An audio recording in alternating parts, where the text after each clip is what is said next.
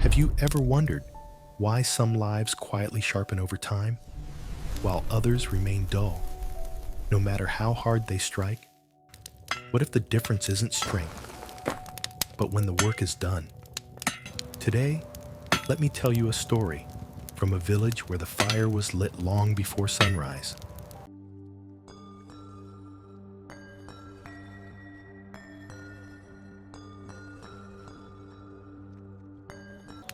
Long ago, in an old mountain village in ancient China, there lived a young blacksmith named Jun.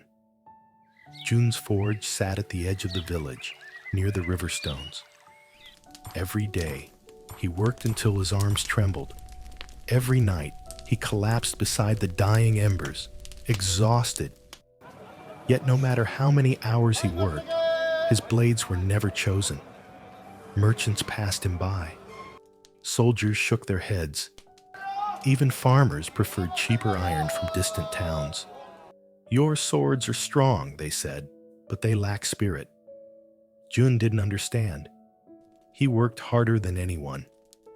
His hands were scarred, his back bent early. Still, his life did not move. Each morning, he woke late, rushing to relight the forge as the village came alive.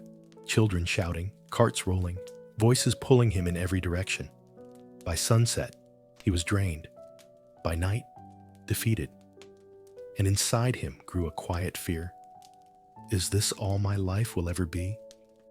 One winter morning, Jun couldn't sleep. The cold pressed through the walls, and his thoughts were louder than the wind. He rose before dawn and stepped outside. The village was silent.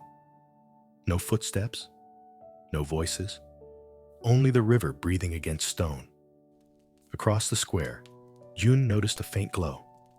The old master blacksmith, Elder Shen, was already awake. Jun approached quietly and watched as the elder worked, slowly and carefully, hammer rising and falling in perfect rhythm. "You work before the sun?" Jun asked. Elder Shen smiled without looking up. "I work before the world interrupts me." The elder placed a half-finished blade into the fire. "Jun," he said, "tell me, when is iron most honest?" Jun hesitated. "When it's hottest." Elder Shen shook his head. "No, when it is alone with the fire." He lifted the glowing metal. "If you strike iron while the forge is noisy, if your mind is crowded, if your attention is pulled, you only shape the surface." Then he gestured toward the sleeping village. "But before sunrise, the fire listens, the hammer listens, and so does the man." He handed Jun the blade. "Come here each morning before dawn, not to work harder, but to work deeper." Jun followed the advice.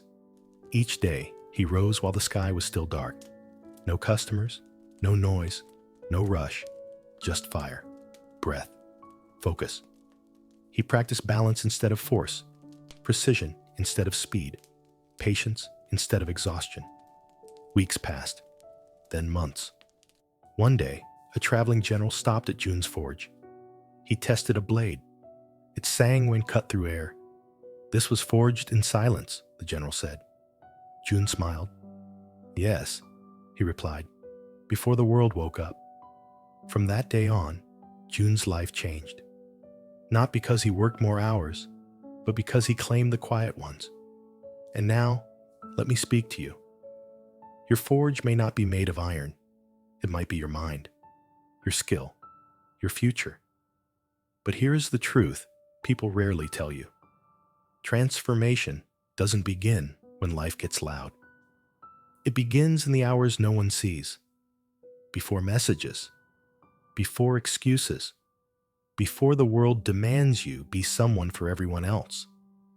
What you shape in silence decides what you hold in daylight. If this story inspired you, share it. Subscribe to the Vintage Archive for more stories. Thank you for listening, and remember, the fire is already waiting.